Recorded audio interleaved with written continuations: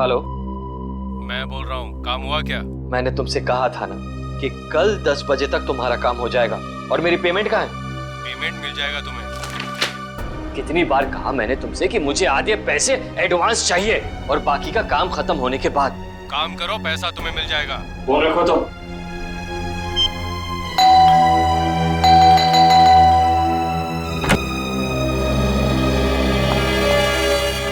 क्या बात है? इतनी घबराई भी क्यों हो? कविता,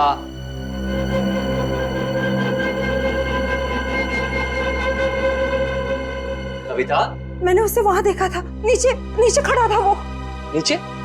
कौन? सूरज। सूरज, तुमने अपनी दवाइयां ली? अमन, मैं बीमार नहीं हूँ। मैंने उसे नीचे देखा था। उसकी आंखें उसी मासूमियत से मुझे देख रही थी जैसे पहले देखा करती।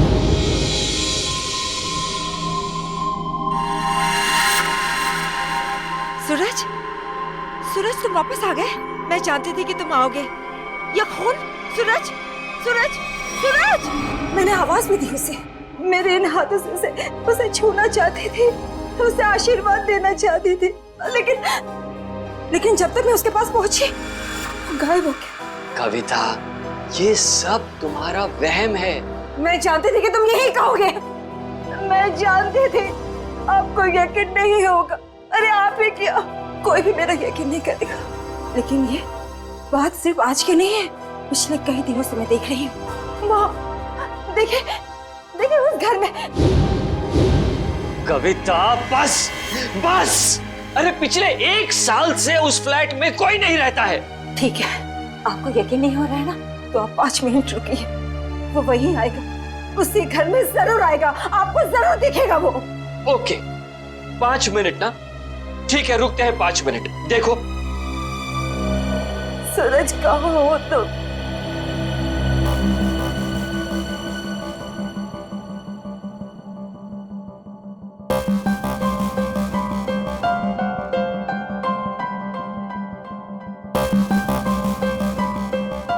लो, हो गए तुम्हारे 5 मिनट। आया सूरज? आया नहीं ना? प्लीज 5 मिनट और रुकिए, वो जरूर आएगा। बस कविता, बस। अरे अगले आधे घंटे भी यहाँ खड़ी रहोगी ना, तब भी वहां सूरज नहीं आएगा। तुम्हारे पास ये सब फजूल की बातों के लिए फुर्सत है, मेरे पास नहीं। Enough of this nonsense. रुकिए तो, वो आएगा, वो जरूर आएगा।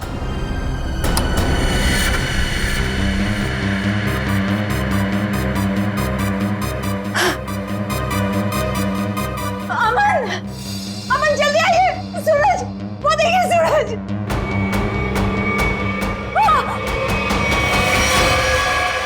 सूरज, अमन, अमन, अमन, जल्दी आइए, जल्दी आइए। अरे अमन, सूरज गिर गया। कविता, आइए जल्दी, आइए। वो छत से गिर गया है, मैंने अपनी आंखों से देखा है। चलिए जल्दी। कविता क्या कर रही हो? अरे सबके सामने तमाशा मत करो प्लीज। अरे हमें सूरज को बचाना है। सूरज, सूरज! क्या हुआ मैम साहब, आप इस तरह चिल्ला क्यों रही हैं? कहाँ है सूरज? सूरज कहाँ गया? कौन सूरज मैम साहब? इस विंग में तो इस नाम के कोई भी साहब नहीं रहते। अमन, अमन मेरा यकीन करिए, सूरज को मैंने ऊपर बालकनी से गिरते हुए देखा था। यहीं गिरा था वो। देखो, यहाँ तो कोई भी नहीं है कोई दिख रहा है? नहीं ना? कविता क्या कर रही हो तुम? मैम साहब, जरूर आपने कोई बुरा सपना देखा होगा मैम साहब। नहीं, ना ही मैंने कोई सपना देखा है और ना ही मेरा ये कोई वहम है। मैंने उसे अपनी आंखों से देखा है, समझे तुम? कविता, कविता, बस करो तुम। मैं अब और बर्दाश्त नहीं कर सकता। आज तुम्हारे इस वहम को मैं दूर कर ही देता हूँ। ये इसी मनुष्य फ्लैट से तुमने सूरज को कूदते हुए देखा था ना? यही है ना वो फ्लैट? मैं सच कह रही हूँ अमन, मैं सच कह रही हूँ। मैंने अपनी आंखों से देखा है उसे गिरते हुए।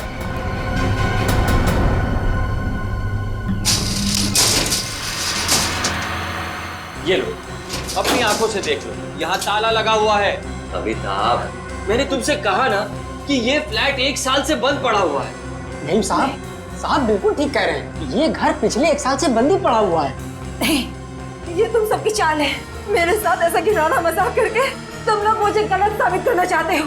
कविता, मैं तुम्हारा पति हूँ, इतना प्यार करता हूँ मैं तुमसे। क्या मैं तुम्हारे साथ ऐसा करूँगा? हाँ? इसका पता तो अब सीआईडी लगाएगी। तुम भी ना कविता, हद करती हो बस। हमारी किसी की बात तुम्हारे समझ में नहीं आती। अब सीआईडी को बुलाने की क्या जरूरत थी? कविता जी आप हैं? जी मैं हूँ। आप ही ने हमें फोन करके बुलाया? हाँ, मैंने किया था आप लोगों को फोन। तो बताइए क्या हुआ यहाँ पर? मैं आपको बताता हूँ सर। कविता आप क्या कौन है? मैं अमन, कविता का पति और सूरज का फैमिली लॉ। सूरज, वही जिसने छलांग लगाकर खुदकुशी की? हाँ वही। कविता जी मैं कह रहा हूँ आपसे, ये फ्लैट पिछले 1 साल से खुला नहीं है। हम आप सीआईडी का वक्त बर्बाद करेंगे। वैसे आप कौन है? मैं इस सोसाइटी का सेक्रेटरी। सोसाइटी के सेक्रेटरी है? तो फिर सेक्रेटरी साहब, अगर कविता जी ने किसी को छलांग लगाकर खुदकुशी करते हुए देखा है तो उसकी तहकीकात करना हमारा फर्ज है, समझे आप? अब हमारा वक्त बर्बाद करने की चिंता मत कीजिए। फ्लैट कहाँ है बताइए? जी ये चाबी है आपके पास? जी। तो खोलिए। कविता जी आप देख सकते हैं यहाँ सारा सामान ढका हुआ है, कोई यहाँ कैसे आएगा? यहाँ की साफ सफाई तक नहीं हुई है। सेक्रेटरी साहब, आप थोड़ी देर के लिए अपना मुंह बंद रखेंगे और सीआईडी को अपना काम करने दीजिए, ठीक है? जैसा आप ठीक समझे। हाँ तो कविता ये बताइए, कल रात को आपने सूरज को कहाँ पर देखा? जी वहाँ उस बालकनी में। बालकनी?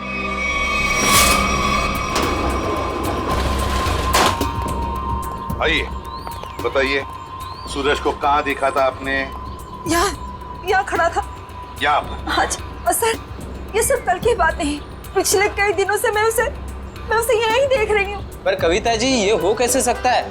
ये फ्लैट को बाहर से ताला लगा हुआ था और ये फ्लैट 6ठे माले पर है। भले ये फ्लैट 6ठे माले पर हो या 7वें माले पर, लेकिन यहाँ पर कोई तो आया था जरूर। कल रात को यहाँ पर कोई था, समझे? पर ये आप इतनी यकीन के साथ कैसे कह सकते हैं? ये मैं नहीं कह रहा हूँ, इस रेलिंग पर जो धूल जमी हुई है ना, ये हमें बता रही है। पर ये हो कैसे सकता है? कोई तो आया था यहाँ पे बालकनी में। ये बालकनी की रेलिंग पे ये मिट्टी देख रहे हो? यहाँ पे मिट्टी साफ है। ऐसा लगता है कोई यहाँ पे था जिसने इस रेलिंग के साथ छेड़छाड़ की। अब आप लोगों को मेरी बात पर यकीन हुआ ना सर? देखा अमन, मैं सच कह रही थी। एक मिनट। अगर किसी ने यहाँ से खुदकुशी की होती तो उसकी लाश कहाँ है? और इतने ऊपर से कूदने के बाद जमीन पर गिरते ही उसका सर फटा होगा, खून निकला होगा। जमीन पर ना उसकी लाश मिली, ना जमीन से खून के निशान। और तो और वॉचमैन तो कुछ देखता। अब हम देख लेंगे और पता भी लगा लेंगे। देख नीचे चलते हैं।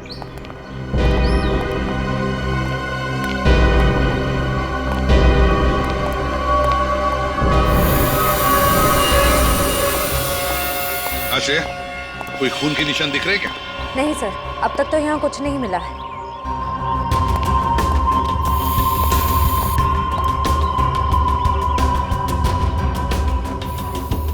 वॉचमैन, कल रात ड्यूटी पर थे ना तुम? साहब नहीं था। तो फिर तुमने देखा कैसे नहीं किसी को ऊपर से गिरते हुए? साहब रात में मैं ही यहाँ पे बैठा हुआ था। ये मेम साहब अचानक यहाँ आई और बोलने लगी कि सूरज ऊपर से कूद गया। अच्छा एक बात बताओ, कल कोई अनजान आदमी आया था कल रात को यहाँ इस विंग में? नहीं साहब, इस विंग में जो लोग रहते हैं वही लोग आए थे साहब। आप चाहें तो मैं आपको रजिस्टर भी दिखा सकता हूँ साहब। सर हाँ? सर खून के कोई ट्रेसेस नहीं मिले वहाँ पे। ऐसे कैसे हो सकता है? आप लोगों को कुछ सबूत मिला है ना बालकनी में किसी की मौजूदगी का? मैं सच कह रही हूँ सर, मेरा यकीन कीजिए। कविता जी, हम आपका पूरा विश्वास कर रहे हैं, आप सच बोल रही हैं। मैं तो सच बोल रही हूँ, लेकिन मुझे लगता है कि ये लोग झूठ बोल रहे हैं। क्या मतलब? शायद ये लोग मुझे झूठा साबित करना चाहते हैं। लेकिन क्यों गलत साबित करना चाहते हैं ये लोग? ऐसा ही है सर, मेरे आने से पहले इन लोगों ने लाश को ठिकाने लगा दिया होगा, खून भी साफ कर दिया होगा। मेरा यकीन कीजिए, मैं सच बोल रही हूँ। कविता, तुम सबके सामने पतंग खड़ा कर रही हो। एक मिनट सर, आप नहीं सर, मैं सच बोल रही हूँ। सर आप मेरी पत्नी की बातों को ज्यादा गंभीरता से मत लीजिए। दरअसल उसका दिमागी इलाज चल रहा है। दिमागी इलाज चल रहा है? क्यों, किस लिए? उसे हेलुसिनेशंस होते हैं सर। उसे ऐसे लगता है जैसे सब लोग उसके खिलाफ हैं। और जिस सूरज की वो बात कर रही है ना, उसकी तो 1 साल पहले मौत हो चुकी है। सूरज की मौत 1 साल पहले हुई थी? जी। अच्छा, और फिर भी इस बात का तो नजरअंदाज नहीं कर सकते ना कि आपकी पत्नी कविता ने किसी को ऊपर से छलांग लगाकर खुदकुशी करते हुए देखा है। एक बात बताइए, सूरज की मौत हुई कैसे थी? सर, सूरज ने फ्लैट से कूदकर आत्महत्या कर ली थी। वैसे आप कौन है? मैं सूरज का चचेरा भाई प्रतीक और ये मेरी पत्नी नताशा। एक बात बताइए, सूरज ने आत्महत्या क्यों की? सर, सूरज को अपने पिता से बहुत लगाव था और उनकी मौत के बाद उसके पास जिंदा रहने का कोई मकसद ही नहीं बचा था। कविता जी, एक बात बताइए, क्या आपने 1 साल पहले सूरज को कूदते हुए देखा था अपने घर से? तभी मैं इस शहर में नहीं थी सर। मेरे वापस आने के बाद मुझे बताया गया था, लेकिन मुझे यकीन ही नहीं हुआ। माँ बाप की मौत हर बच्चों के लिए बहुत बड़ा सदमा होती है, लेकिन इसका मतलब ये नहीं है कि आप अपनी जिंदगी का अंत ही कर दो। सर, मैं पूरे यकीन के साथ कह सकती हूँ कि सूरज जिंदा था। पिछले कई दिनों से मैं उसे देख रही थी। कविता, सर आप यकीन कीजिए सर। बस करो, तुम्हारी तबीयत ठीक नहीं है। हाँ? चलो घर चलो, तुम्हारे आराम का वक्त हो गया। अमर, मैं सच क्या है? एक्सक्यूज मी सर, सर, चलो चलो चलो चलो मेरे साथ, चलो। अमर, मैं सच बोल रही। सर, कविता आंटी को सूरज की मौत का बहुत गहरा सदमा लगा है, इसलिए उसके कूदने का दृश्य उनकी आंखों के सामने बार बार आता रहता है। सर, कविता आंटी की अपनी कोई संतान थी नहीं और वो सूरज को अपने बेटे समान मानती थी। सूरज को हॉस्पिटल कौन ले गया था? मैं, नताशा और अमन अंकल, हम तीनों मिलकर लेकर गए। सर, मैं भी था। आप? शेखर, सूरज के पिता का बचपन का दोस्त। कौन से हॉस्पिटल ले गए थे सूरज को? Sir, city hospital. City hospital. Suraj की मौत 1 साल पहले हुई है, तो पता लगाना पड़ेगा कि लोकल पुलिस स्टेशन का कौन सा ऑफिसर उस केस को देखता था और फिर उसे लेकर सिटी हॉस्पिटल जाना पड़ेगा। 16 दिसंबर 2012 की रात थी जब सूरज को इस हॉस्पिटल में लाया गया था। काफी नाजुक हालत थी उसकी, कंधा टूट गया था उसका, सर पे भी गहरी चोट आई थी। लग नहीं रहा था कि वो बचेगा। लग नहीं रहा? बिल्डिंग से कूद के उसकी मौत हो गई थी ना? मौत? नहीं सर, इस हॉस्पिटल के डॉक्टर इतने काबिल थे, उन्होंने उसको बचा लिया था। क्या सूरज जिंदा है? नहीं सर, वो मर चुका है। अरे अभी अभी तो तुम कह रहे थे कि डॉक्टरों ने उसे बचा लिया था। सर, वो बच गया था और उसके जीने की पूरी तमन्ना खत्म हो चुकी थी। हॉस्पिटल से ऑपरेशन के 3 दिन बाद ही वो हॉस्पिटल से भाग गया और फिर ओडाला के ब्रिज से जाकर उसने आत्महत्या कर ली। ओडाला ब्रिज? मतलब सूरज की मौत बिल्डिंग से कूदने से नहीं, ओडाला ब्रिज से कूदने से हुई है। मगर सर, सूरज के घर वालों ने हमसे झूठ क्यों कहा? उसका तो पता हम लोग लगा ही लेंगे। पहले जरा उस डॉक्टर से मिलते हैं जिसने सूरज की जान बचाई थी। सूरज का ऑपरेशन डॉक्टर रेणुका ने ही किया था। डॉक्टर रेणुका? जरा बुलाइए उन्हें। पर अब डॉक्टर रेणुका इस हॉस्पिटल में काम नहीं करती हैं। काम नहीं करती? क्या मतलब? सर, जिस दिन सूरज हॉस्पिटल से भाग गया था उस दिन डॉक्टर रेणुका भी हॉस्पिटल में आखिरी बार ही दिखी थी। सर, हो सकता है डॉक्टर रेणुका ने ही मदद की हो सूरज की हॉस्पिटल से भागने में, क्योंकि इतनी गहरी चोट लगने के बाद कोई आदमी अकेले तो भाग नहीं सकता। ठीक है। जब सूरज का ऑपरेशन हो रहा था तो आप भी थी ना ऑपरेशन थिएटर में? हाँ सर, सूरज का बच पाना तो लगभग असंभव था, मगर डॉक्टर रेणुका ने तो कमाल कर दिखाया। उन्होंने सूरज की जान बचा ली। हॉस्पिटल में सब लोगों ने उनकी तारीफ भी की थी। जब सूरज इतना घायल था तो वो हॉस्पिटल से भागा कैसे? आपके हॉस्पिटल की सिक्योरिटी ठीक नहीं लगता है? पता नहीं सर कैसे भाग गया। डॉक्टर रेणुका ने तो उन्हें नींद का इंजेक्शन भी दिया था। लगभग 3 घंटे तक तो उन्हें होश ही नहीं आना चाहिए था। ठीक है, आप जरा हमें रेणुका जी के सारे डिटेल्स दीजिए, सारे रिकॉर्ड्स। ओके सर, मैं अभी लेकर आती हूँ। रेडी? पता करो उस रात सिक्योरिटी में कौन था, लेके आओ। सचिन, आप इनके साथ होडाला ब्रिज जाओ, देखो कहाँ से छलांग मारी थी उस सूरज ने। सर आइए।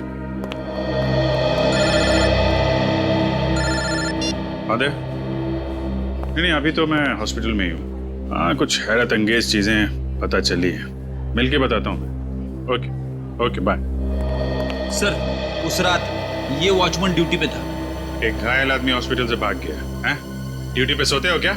साहब, मैंने उसे रोकने की पूरी कोशिश की थी, लेकिन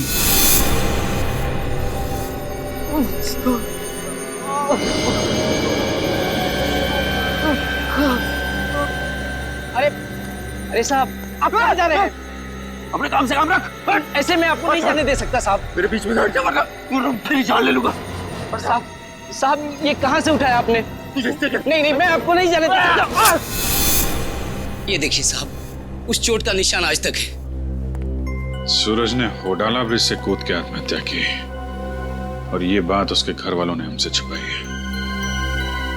कोई तो ऐसा राज है जिस पर वो लोग पर्दा डालने की कोशिश कर रहे हैं।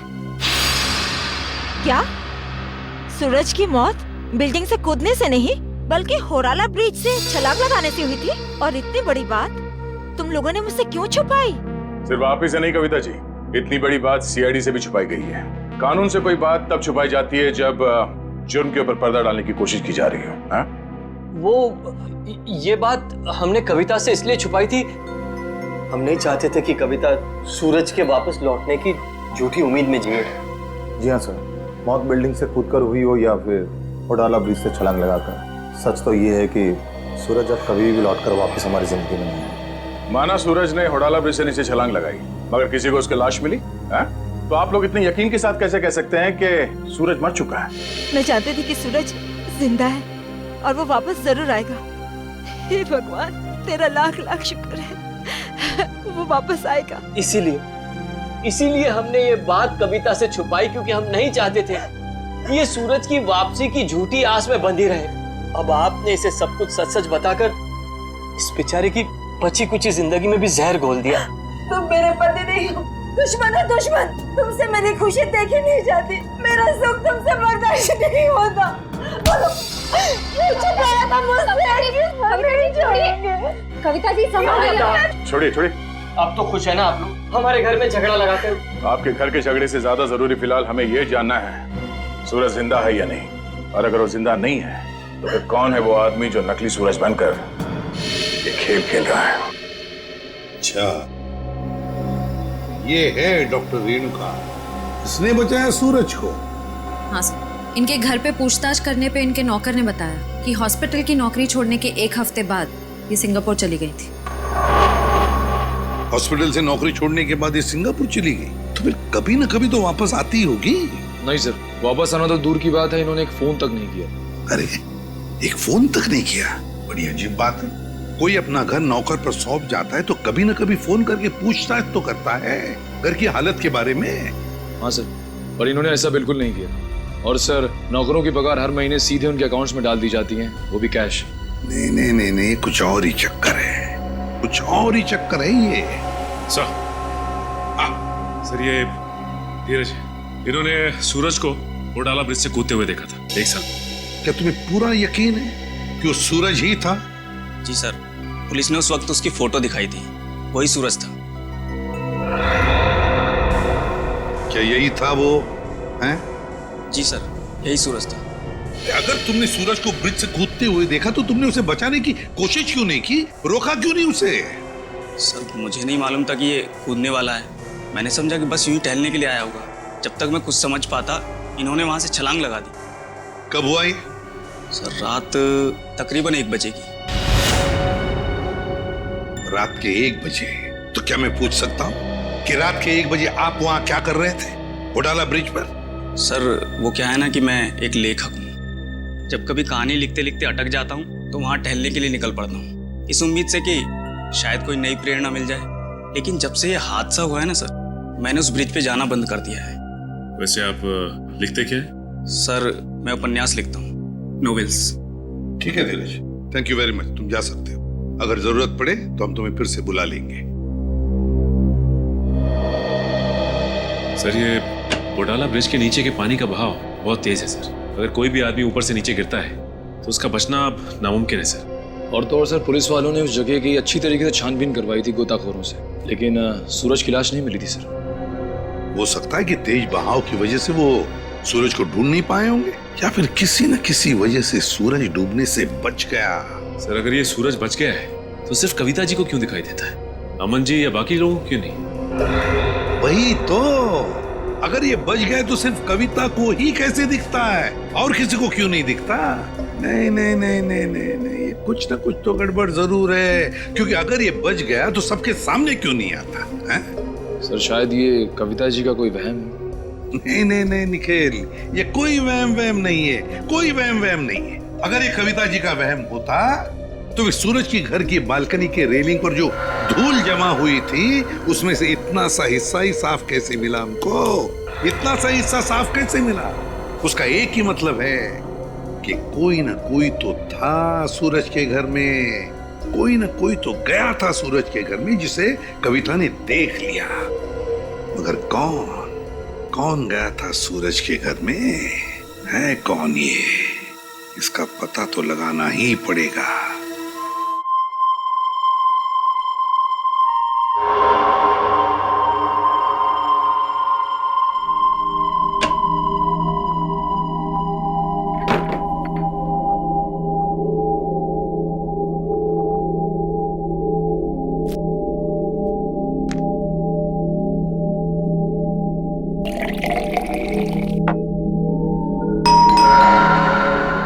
इस वक्त कौन हो सकता है?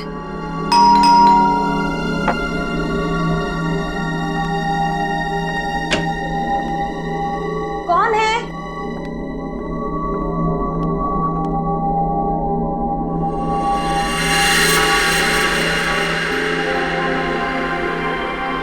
सूरज, सूरज, आज सबके मुंह पे ताला लग जाए। हाँ, सूरज, अब कहाँ चले गए? सूरज कहाँ? सूरज बंद करो ये मजाक, कहाँ हो तुम? सूरज आ जाओ अभी। सूरज, मेरी आंखें तरस गई है तुम्हें देखने के लिए। सूरज,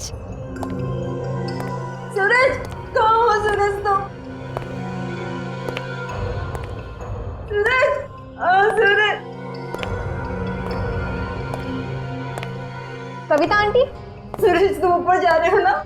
आप ठीक हो ना? मुझे तुम्हारे कदमों की आवाज आ रही है। सूरज रुक जाओ। आप ऊपर क्यों जा रही हो? सूरज रुक जाओ, रुक जाओ सूरज। कविता आंटी, इस वक्त आप छत पर क्यों जा रही है? सूरज, सुना ही नहीं होगा। सूरज,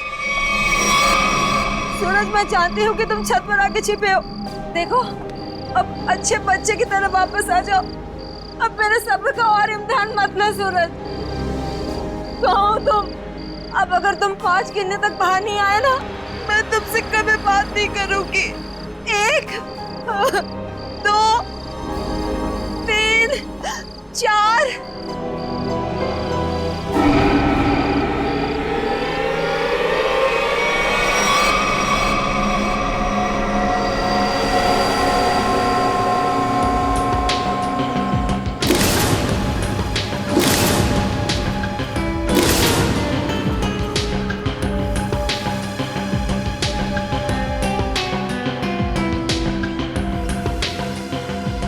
तुम इस विंग के वॉचमैन हो ना?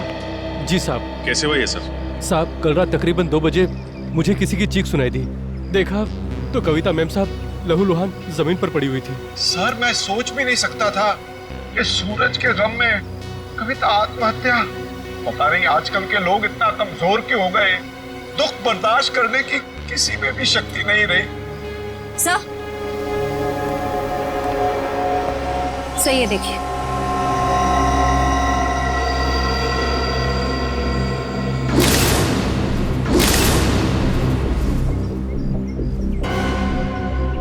ये बात है।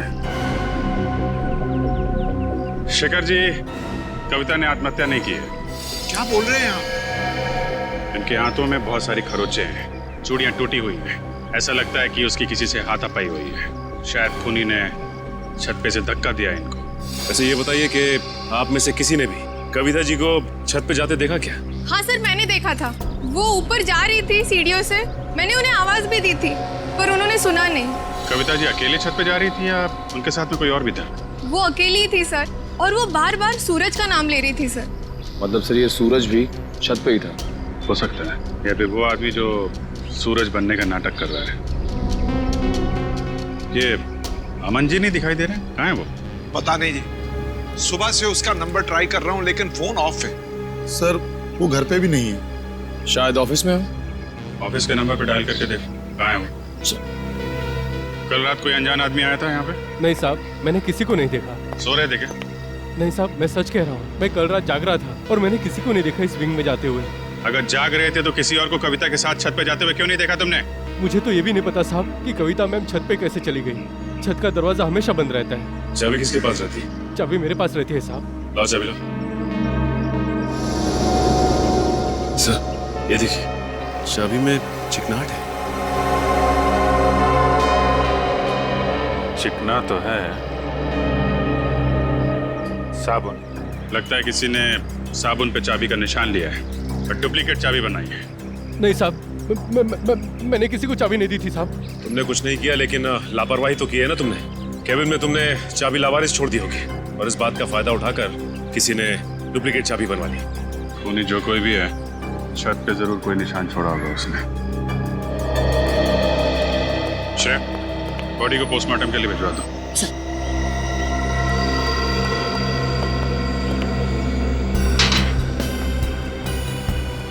यहां से गिरी है।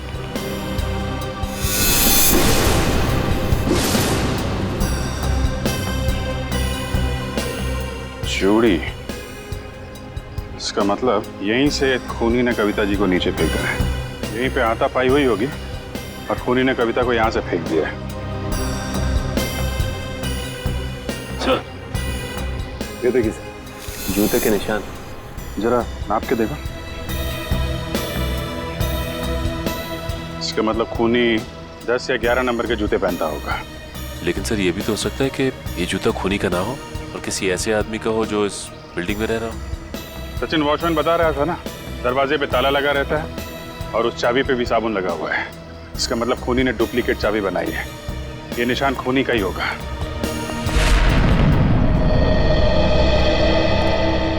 क्या पता चला ऑफिसर? सर उनके ऑफिस ने बताया कि अमन जी कल दिल्ली जाने वाले थे कॉन्फ्रेंस के लिए, लेकिन वो दिल्ली पहुंचे ही नहीं। दिल्ली पहुंचे ही नहीं? हाँ सर, उनकी फ्लाइट की टिकट ही बुक थी, लेकिन वो मुंबई एयरपोर्ट तक ही नहीं पहुंचे।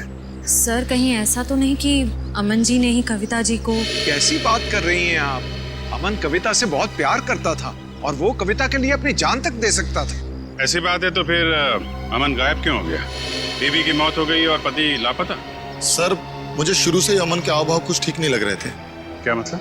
सर, अमन जी शुरू से ही हमारे परिवार के वकील रह चुके हैं। सूरज के माता पिता की मौत के बाद उन्होंने कभी किसी को बताया ही नहीं कि जायदाद का बंटवारा कैसे होगा।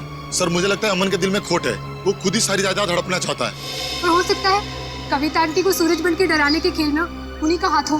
खैर अमन इसमें शामिल है कि नहीं ये तो हम लोग पता लगा ही लेंगे, लेकिन ये बात तय है कि ये सारा खेल जायदाद की वजह से ही रचा जा रहा है। सूरज अगर बिल्डिंग में आया था तो आसपास जरूर किसी ने देखा होगा। हाँ सर, सामने पान की दुकान है सर। अरे भाई सुनो। आइए साहब, 4 पान लगा देता हूँ। मैडम के लिए मीठा पान, चेरी वाला। अरे नहीं, पान बाद में खाएंगे, थोड़ी बात कर लेते हैं पहले। हाँ जी, कहिए। अच्छा ये बताइए कि आपकी दुकान कितने बजे तक खुली रहती है? सुबह 9 से रात के 11 बजे तक। क्या आपने इस आदमी को कल इस इलाके में देखा था? अरे आप लोग तो ऐसे बातें कर रहे हैं जैसे आप लोग सीआईडी वाले हैं। ठीक पहचाना आपने? अरे आप तो सचमुच में सीआईडी वाले हैं। देखा था इसको? जी साहब, कल रात को इस आदमी को देखा था। ठीक से याद है तुम्हें? कोई धोखा तो नहीं हो रहा? जी साहब, मेरी नजर 6x6 की है, कभी धोखा नहीं खाती। मतलब सर सूरज जिंदा है? इसका मतलब वो जो जूतों के निशान हमें बिल्डिंग की छत पे मिले थे वो सूरज के थे और उससे नहीं कविता को मारा है। मतलब सर ये जुर्म अमन और सूरज दोनों मिलके कर रहे हैं। ये भी तो हो सकता है कि कविता जी का खून सूरज ने किया और अमन को जबरदस्ती ले गया अपने साथ। लेकिन सर कविता जी तो सूरज के लिए उनकी माँ की तरह थी, फिर उन्होंने कविता जी को छत से क्यों गिराया होगा? साहब, क्या इस आदमी ने किसी को छत से धक्का दे दिया? शायद किसी का खून किया है इसने। और कुछ जानते हो इस आदमी के बारे में? जी साहब, इसने अपनी कार गलत जगह पार्क की थी। टोइंग वाला आया और कार उठा के लेके चला गया। कहाँ पे पार्क की थी गाड़ी?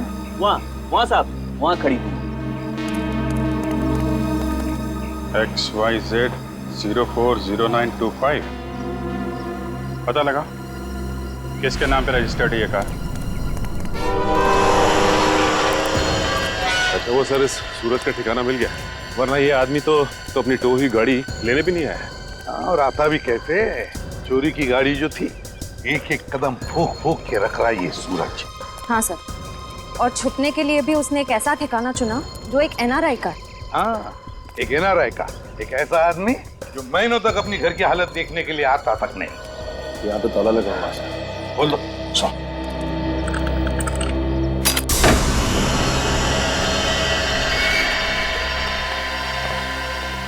इस कमरे में से तो बहुत बुरी तरह से बदबू आ रही है। ऐसा लगता है जैसे कोई लाश है। कोई लाश ही सड़ी है इस घर में। ढूंढो, देखो कहाँ पर है वो लाश।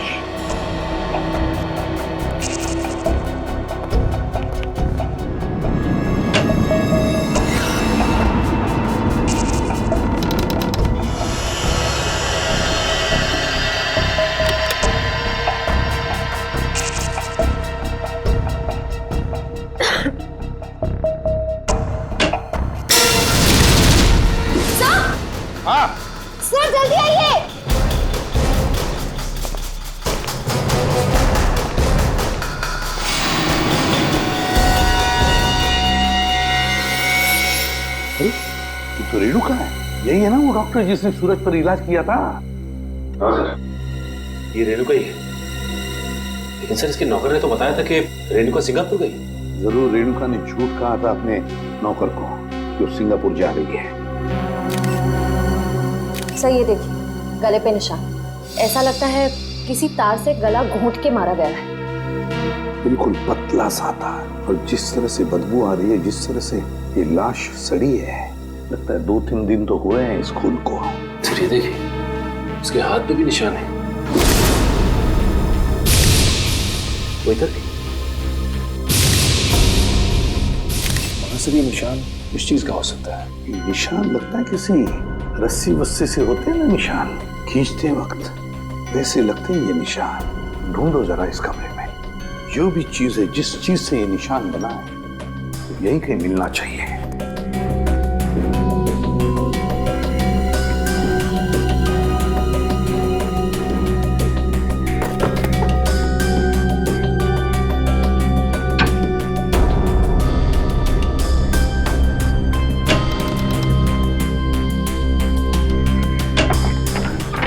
माय गॉड, सचिन ये देखो क्या है यहाँ पर कबर्ड में।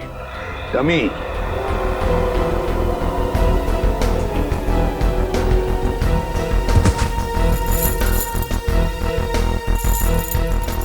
कैरबिनेर और रस्सी भी। सचिन, लगता है रेणुका के हाथ पर जो निशान है ना, शायद इस रस्सी की वजह से ही है, खींचते हुए। ये देखो ऐसे। हाँ सर, लेकिन सर ये सारी की सारी चीजें इस घर में क्या कर रही हैं? क्योंकि ये सब चीजें तो शूटिंग में इस्तेमाल की जाती है, हार्नेस बांधने के लिए। याद है सचिन, सूरज के घर की बालकनी के रेलिंग पर बहुत सारी धूल जमी हुई थी, लेकिन एक जगह पर इतना सा हिस्सा साफ था। जरूर इस रस्सी की वजह से ही होगी वो जगह साफ। मतलब सर ये सूरज का बालकनी से कूदना कविता जी का वहम नहीं था, बल्कि रेणुका और सूरज दोनों की मिलीजुली साजिश थी। बिल्कुल सचिन, ऐसा ही होगा। हुआ ये कि सूरज जब अपने घर में आया तो कविता ने उसे सामने से देख लिया। फिर सूरज और रेणुका ने मिलकर इस डमी को अपने बालकनी से नीचे फेंक दिया। तब कविता को शायद ऐसे लगा कि सूरज अपनी बालकनी से कूद पड़ा, तो वो अपने पति के साथ नीचे दौड़ कर आई और यहाँ सूरज और रेणुका इस डमी को ऊपर खींचने लगी इस रस्सी से, और इसीलिए खींचने की कोशिश में रस्सी के जख्म के निशान रेणुका के दोनों हाथों पर आ गए। मगर सर ये सारा का सारा प्लान रेणुका और सूरज का था। एक बात समझ में नहीं आई, ऐसी क्या मजबूरी आई सूरज के सामने कि उसे रेणुका को मारना पड़ा? शायद रेणुका सूरज को ब्लैकमेल कर रही थी। Double game. काम करो, इस रेणुका के सारे फोन रिकॉर्ड्स चेक करो, सारे फोन रिकॉर्ड्स, और साथ में ये भी पता लगाओ कि ये डमी, ये कैरबिनेर और ये रस्सी कहां से खरीदे गए थे। पता चलेगा इस पूरे प्लान के पीछे किसका हाथ है, किसका दिमाग है। सर, हाँ सर आपने ठीक कहा था सर, वाकई में रेणुका के कॉल रिकॉर्ड से दूध का दूध और पानी का पानी हो गया सर। क्या पता चला फोन रिकॉर्ड से? ये देखिए सर, पिछले 1 साल में रेणुका को सबसे ज्यादा कॉल इस नंबर से आया सर, और ये नंबर अमन जी का है। हाँ, सबसे ज्यादा फोन अमन से आए हैं, तो क्या अमन हमसे झूठ बोल रहा है? कहीं अमन भी तो मिला नहीं इसमें? हो सकता है सर, हो सकता है कि अपनी बीवी की मानसिक स्थिति का फायदा उठाया उसने और ये सारा ड्रामा रचा सूरज का, ताकि वो अकेले उसकी प्रॉपर्टी का हकदार बन जाए। सर एक बात मेरी समझ में नहीं आ रही है, वो सूरज जिसे उस पान वाले ने देखा था, वो असली सूरज था या नकली? वो असली भी हो सकता है श्रेया। भले ही सूरज ने होडाला ब्रिज से छलांग लगाई, मगर उसकी लाश कहाँ मिली है किसी को? अब तक किसी को भी उसकी लाश नहीं मिली है। लेकिन सर सूरज को तो काफी लगाव था कविता जी से, तो वो ऐसी हरकत क्यों करेगा? कहीं ऐसा तो नहीं कि ये सूरज नकली है? आद्या, क्या? Great work Sachin. पता चल गया उस दुकान का जहां से वो डमी खरीदा गया था। अब पता चलेगा कि असली सूरज कौन था और नकली सूरज कौन। सर हीरोइन की वीक्स तो मैं आपको 20 तरह की भिजवा सकता हूँ सर। आप सुनिए तो सर, पर आपकी एक्ट्रेस इतनी सनकी है, उसे एक भी वीक पसंद नहीं आता सर। हाँ ठीक है, भिजवा तो दूंगा, पर हाँ, हर वीक का 1500 रुपया लगेगा डिपॉजिट के तौर पर। मंजूर है? Okay sir. क्या भाई साहब, मेरे लायक भी कोई विग है क्या? क्यों नहीं सर, एक मिनट। हाँ सर, आपकी पर्सनैलिटी को देख के ये विग जचेगा सर। नहीं, मेरे हिसाब से इनके ऊपर ये विग सूट करेगी, और मेरे ऊपर ये वाली, और फ्रेडी तुम्हारे ऊपर ये थोड़े लंबे बाल चाहिए ना, इनके ऊपर ये वाला जचेगा। सर ये कैसा मजाक है? मजाक नहीं, हम लोग सीआईडी से हैं। सीआईडी? जी हाँ। कौन आया था इनमें से आपके पास? नहीं सर, कोई नहीं आया था सर। ध्यान से देखो, हो सकता है इनमें से कोई आदमी ये डमी लेने आया हो। हाँ सर, ये डमी तो वो आदमी किराए पर लेकर गया था सर, और वापस आ ही नहीं सर। कौन था वो आदमी? सर एक मिनट, मैं देख के बताता हूँ। मिल गया, धीरज नाम था उसका सर। सर उस आदमी का नाम भी तो धीरज था ना, जिसने सूरज को ब्रिज से कूदते हुए देखा था। अच्छा भाई साहब, ये उस आदमी के चेहरे पे कोई कटा हुआ निशान था क्या? हाँ सर, ऐसा ही कटा हुआ निशान था सर। तो ये धीरज भी शामिल है इस षड्यंत्र में, अमन और रेणुका के साथ। रेडी, पता लगाओ इस धीरज का मोबाइल इस वक्त कहाँ पे है। अरे वो पिक्चर देखी है मैंने यार, बहुत घटिया है। अरे क्या बात कर रहा है यार, वो पिक्चर इतनी घटिया कैसे हो सकती है? भाई उसका डायरेक्टर जाना माना है, और गाने जबरदस्त, एकदम जबरदस्त हैं। कानून के गाने भी बहुत जबरदस्त होते हैं। कानून के गाने? आप लोग अरे अभी गाना गाना शुरू नहीं किया, कहाँ जा रहे हो? अरे सुनो तो। अरे अब सीधे सीधे बता बताता। सूरज के ब्रिज से गिरने की मैंने मनगढ़ंत कहानी सुनाई थी। क्यों बनाई थी? क्योंकि मुझे इस काम के लिए 1 लाख रुपए दिए गए थे। 1 लाख रुपए? किसने दिए थे? उसका नाम है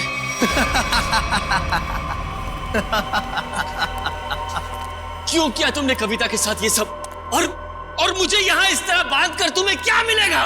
सुकून, ढेर सारा सुकून।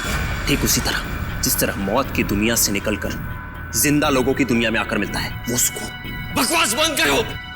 ना तुम कभी मरे थे और ना ही तुम सूरज हो। बहरूपिये हो तुम, बहरूपिये। अरे बाप रे, तुम्हें तो सब पता है।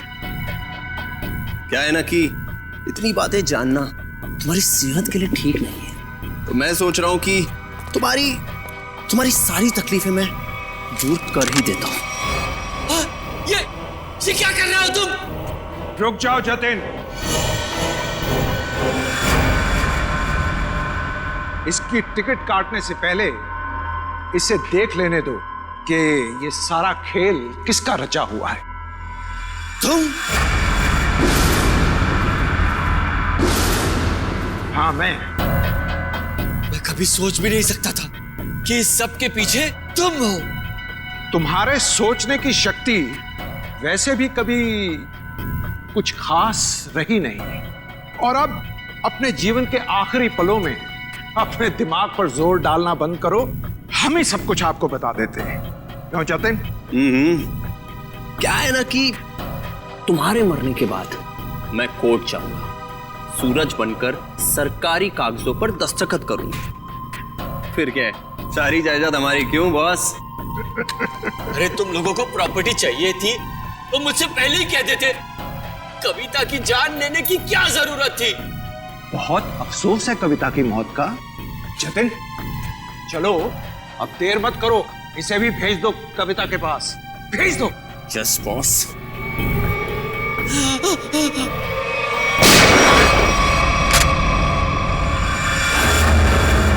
सब कुछ सुन लिया हम लोगों ने। अगर बाकी मुजरिम भी आप लोगों की तरह अपना जुर्म अपने आप कबूल कर लें तो सीआईडी का काम काफी आसान हो जाएगा। क्यों शेखर जी, आपका क्या कहना है? अरे रे रे रे रे, इतने भयानक मुजरिम को इतने आसानी से नहीं भागने देंगे हम लोग।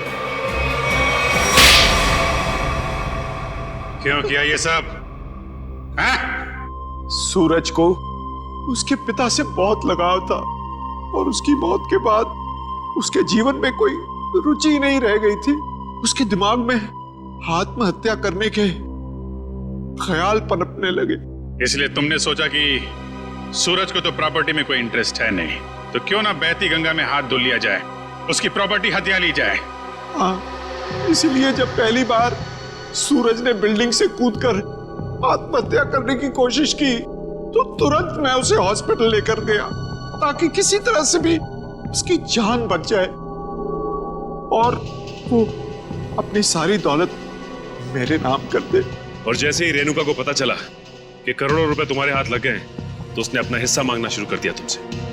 हाँ, लेकिन गड़बड़ तब हुई जब वो दोबारा हॉस्पिटल से भाग गया।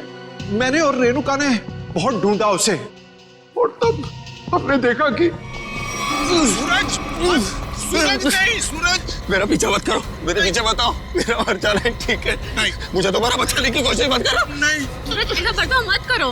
किसी एक आदमी चले जाने से जिंदगी खत्म नहीं हो जाती। वो मेरे पापा थे। पापा, तुम लोग क्या समझोगे मेरे पापा के बारे में? नहीं सूरज, नहीं नहीं नहीं, मुझे छोड़ दो। मुझे अगर तुम दोनों में से किसी ने भी कूदने से रोका तो मैं अपनी जान ले लूंगा, मैं अपनी जान ले लूंगा, मैं अपना